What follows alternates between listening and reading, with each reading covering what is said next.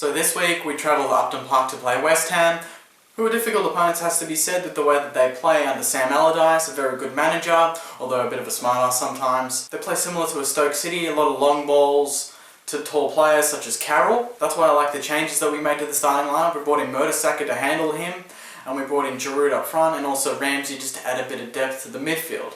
Though it was a bit weird to bring in Ramsey and take out another defensive mid, because that meant that Arteta didn't really have anyone to go to. For the first half though, we started really well. We were fast, we were moving around, we weren't predictable like we were against Chelsea and at times against Olympiacos. We were always trying to make something happen, which meant that West Ham couldn't get comfortable. That's something that we're kind of guilty of against Stoke and Sunderland in the first couple of games.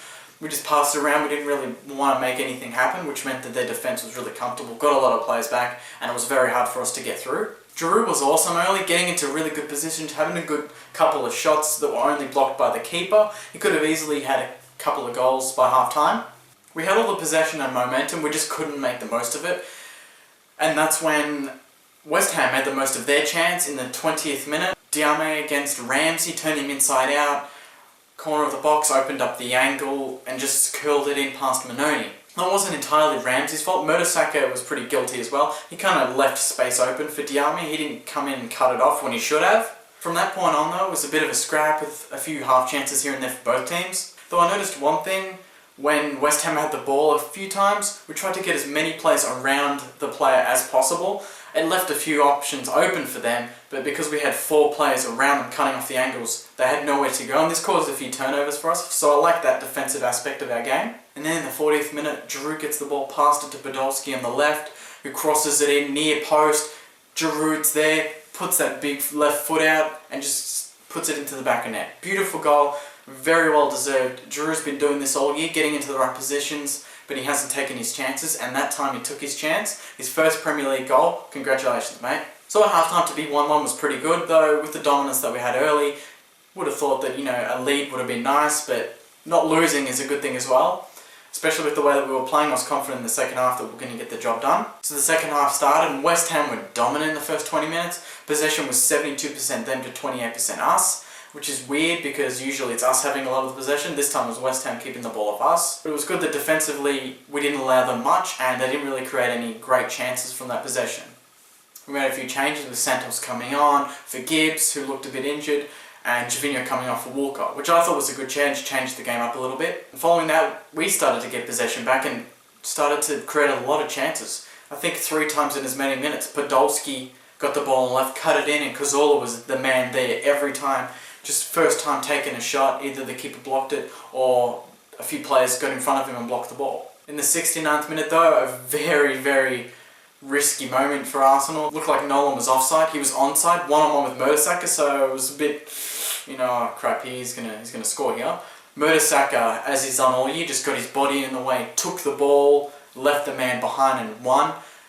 Basically saved us a goal, I thought, because if he got past Mertesacker, he was one-on-one with Manoni, and Nolan, who's a pretty good finisher, you'd expect him to get the goal there. And then in the 76th minute, beautiful counter-attack resulted in a brilliant goal from Walcott, curled it in past the keeper, really staked his claims now for, to play a central role in the team. Not sure what you guys think. He was really good coming off the bench, added that spark for us. But do we start him and then use Chamberlain as that spark, or what do you guys think? Comment down below. And you know how I said to you guys before that their possession was 72% to 28?